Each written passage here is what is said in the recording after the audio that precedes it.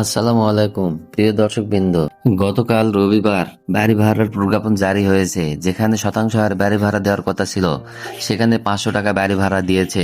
এতে শিক্ষক ও কর্মচারীগণ খুবই হতাশাগ্রস্ত।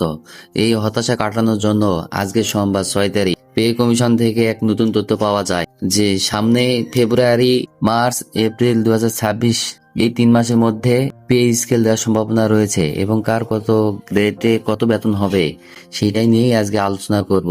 আমাদের পার্শ্ববর্তী দেশ ভারত, পাকিস্তান, ভুটান, আফগানিস্তান এইদিকে কার কেমন গ্রেডে কত বেতন পায় সেইটাও একটু আলোচনা করা হবে আজকের এই ভিডিওতে। তাহলে চলুন শুরু করা যাক আজকের আলোচনা। ভিডিও শুরু করার আগে আর একটা অনুরোধ করতে চাই, যারা চ্যানেলটি সাবস্ক্রাইব করেননি অবশ্যই চ্যানেলটি সাবস্ক্রাইব করে দিয়ে উপকৃত করবেন। তাহলে শুরু করছি আজকের ভিডিও। নতুন পে স্কেলে বেতন বাড়বে কোন গ্রেডে কত? সরকারি ও স্বায়ত্তশাসিত কর্মকর্তা কর্মচারীদের জন্য নতুন বেতন কাঠামো নির্ধারণে জাতীয় বেতন কমিশন গঠনের পর কার্যক্রম শুরু করেছে কমিশন। আগামী 6 মাসের মধ্যে নতুন স্কেলের সুপারিশ করার কথা রয়েছে কমিশনের। বর্তমানে সাধারণ নাগরিক, সরকারি চাকরিজীবীরা, সরকারি প্রতিষ্ঠান, স্বায়ত্তশাসিত প্রতিষ্ঠান সহ কিংবা বিভিন্ন অ্যাসোসিয়েশন সমিতি বেতন কাঠামো কেমন চায় সে বিষয়ে উন্মুক্ত মতামত নিচ্ছে কমিশন। আগামী 15 অক্টোবর পর্যন্ত এসব মতামত গ্রহণ করা হবে। পরে বিভিন্ন স্টক হোল্ডারদের সঙ্গে মত বিনিময় করবে কমিশন। 1 দশক পর পে কমিশন গঠনের পর আশায় বুক বাঁধছেন সরকারি চাকরিজীবীরা। সবার মনে এখন একই প্রশ্ন, নতুন স্কেলে কত বেতন বাড়বে? বিষয়টি নিয়ে নতুন কমিশনের এক সদস্যের নাম প্রকাশ না করার শর্তে দ্য ডেইলি ক্যাম্পাসকে জানান, 10 বছর পর কমিশন গঠিত হয়েছে। এই 10 বছরের মূল্যস্ফীতি অনেক বেড়েছে, সে অনুযায়ী সংশ্লিষ্টদের চাহিদাও অনেক। এখন মানুষ যেভাবে চিন্তা করছে আমাদেরও সেভাবে চিন্তা করতে হবে। মূল্যস্ফীতি বিবেচনায় রেখে সুপারিশ করা হবে, যাতে সুপারিশ দেখে মানুষ খুশি হন। প্রথম থেকে 20তম গ্রেড ভেঙে পুনর্নিবেশ করা হতে পারে, তবে সর্বনিম্ন ও সর্বোচ্চ বেতনের অনুপাত শেষ পর্যন্ত কমিশন কোনটা সুপারিশ করবে তার জন্য আরো কিছুদিন অপেক্ষা করতে হবে। বর্তমানে স্কেলে মূল বেতন নতুন স্কেল দ্বিগুণ হতে পারে বলেও ইঙ্গিত দেন ওই সদস্য।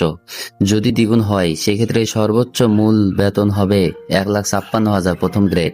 20তম গ্রেডের ক্ষেত্রে সর্বনিম্ন হবে 16,500 টাকা। এই স্কেলে বিসিএস দিয়ে যারা নিয়োগপ্রাপ্ত হবেন তাদের বেতন শুরু হবে 44,000 টাকা দিয়ে, যা বর্তমানে 22,000 টাকা। ওই সদস্য আরো জানান, এখন যে সর্বনিম্ন ও সর্বোচ্চ গ্রেডের বেতন 12:1, 10:1, 8:1 অনুপাত নিয়ে যেসব আলোচনা চলছে সেসব বিষয়ে কমিশনের নজরে আছে।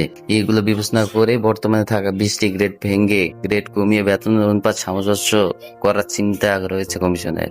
এক্ষেত্রে 11 থেকে 20 গ্রেড ভেঙে পুনর্নিবেশ করা হতে পারে, তবে সর্বনিম্ন ও সর্বোচ্চ বেতনের অনুপাত শেষ পর্যন্ত কমিশন কোনটা সুপারিশ করবে তার জন্য আরো কিছুদিন অপেক্ষা করতে হবে। ইতিমধ্যে অর্থ উপদেষ্টা ডক্টর সালেহ উদ্দিন আহমেদ বলেছেন, নতুন পে স্কেল 2026 সালে শুরু জানুয়ারি, মার্চ, এপ্রিল থেকে কার্যকর হতে পারে। এর জন্য চলতি অর্থ বছরের সংশোধিত বাজেটে প্রয়োজনীয় অর্থ বরাদ্দ রাখা হবে বলেও জানান তিনি। উপদেষ্টার কথায় সরকারি কর্মকর্তা কর্মচারীদের জন্য নতুন বেতন কাঠামো অন্তর্বর্তী সরকারের মেয়াদী গেজেটের মাধ্যমে বাস্তবায়ন করা হবে। এজন্য পরবর্তী রাজনৈতিক সরকার পর্যন্ত অপেক্ষা করা হবে না। এদিকে পার্শ্ববর্তী ভারত ও পাকিস্তানের পে স্কেল পর্যালোচনা করে দেখা গেছে, ভারতের সর্বোচ্চ ও সর্বনিম্ন বেতনের অনুপাত 13:1 এবং পাকিস্তানের 9:1।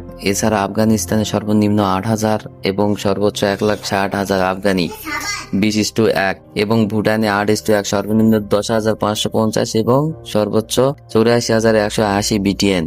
এর মধ্যে বর্তমান কমিশন ভারতের বিষয়টিকে আমলে নিতে পারে এমন আলোচনাও রয়েছে সংশ্লিষ্ট মহলে। প্রসঙ্গত, সর্বশেষ 2015 সালে পে স্কেল ঘোষণা করা হয়। ওই স্কেলে বেতন কাঠামো পর্যালোচনা করে দেখা যায় তখন সর্বোচ্চ গ্রেড 1 এর মূল বেতন 195%, 40,000 টাকা থেকে 78,000 টাকা বাড়ানো হয়। আর সর্বনিম্ন বেতনের ক্ষেত্রে 201% বৃদ্ধি করে 4,000 থেকে করা হয় 8,250 টাকা। এই ছিল আজকের ভিডিও। ভিডিওটি যদি ভালো লাগে থাকে অবশ্যই একটা লাইক দিয়ে রাখবেন, আর এরকম ভিডিও পেতে অবশ্যই চ্যানেলটি সাবস্ক্রাইব করে রাখবেন। ধন্যবাদ সকলকে ভিডিওটি সম্পূর্ণ দেখার জন্য।